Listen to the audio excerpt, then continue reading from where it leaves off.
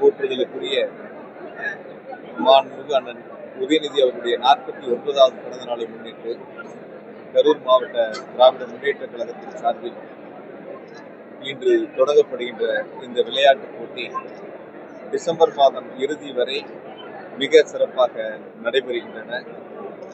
இந்த விளையாட்டுப் போட்டிகளில் இன்று சிலம்பம் போட்டி தொடங்குகின்றன. கபடி, வாலிபால், கிரிக்கெட் உள்ளிட்ட பல்வேறு விளையாட்டுப் போட்டிகள் மாண்புமிகு துணை முதலமைச்சருடைய பிறந்தநாளை முன்னிட்டு நடைபெறுகின்றன.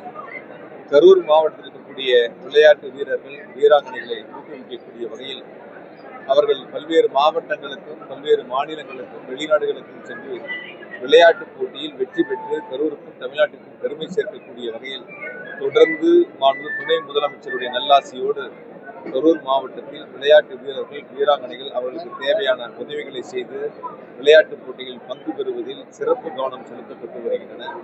அந்த வகையில் மாண்புமிகு முதலமைச்சருடைய பிறந்த நாளை முன்னிட்டு பள்ளி, கல்லூரி அளவிலான விளையாட்டுப் போட்டிகளும், மாண்புமிகு துணை முதலமைச்சருடைய பிறந்த நாளை முன்னிட்டு அனைத்து வீரர்கள், வீராங்கனைகள் பங்கு பெறக்கூடிய விளையாட்டுப் போட்டிகளும் தொடர்ந்து நடைபெற்று வருகின்றன. எனவே நடைபெறுகின்ற விளையாட்டுப் போட்டியில் கரூர் மாவட்டத்தை சார்ந்திருக்கக்கூடிய வீரர்கள், வீராங்கனைகள் பெருந்திரளாக கலந்து கொண்டு இந்த போட்டியிலே பங்கேற்கின்றார்கள். வருகின்ற அனைவரையும் கரூர் மாவட்ட திராவிட முன்னேற்ற கழகத்தின் சார்பில் அன்போடு வரவேற்கின்றேன். ஒட்டுமொத்தமாக இந்த விளையாட்டுப் போட்டியில் வெற்றி பெறுகின்ற வீரர்கள், வீராங்கனைகளுக்கு 49 லட்சம் ரூபாய் பரிசுகள் வழங்கப்படுகின்றன. ஒவ்வொரு கட்சிகளுக்கும் ஒவ்வொரு கருத்துக்கள் இருக்கும். அவங்க கட்சியினுடைய கருத்தை அவங்க சொல்லியிருக்காங்க. பொதுவாக தமிழ்நாட்டை பொறுத்தவரை முதலமைச்சருடைய திட்டங்கள், முதலமைச்சருடைய சாதனைகள், ஒட்டுமொத்தமாக ஏழை எளிய அடித்தட்டு மக்களுடைய நலன் பாதுகாக்கக்கூடிய ஒரு அரசாக திராவிட மாடல் அரசை முதலமைச்சர்கள் வழிநடத்தி வருகின்றார்கள்.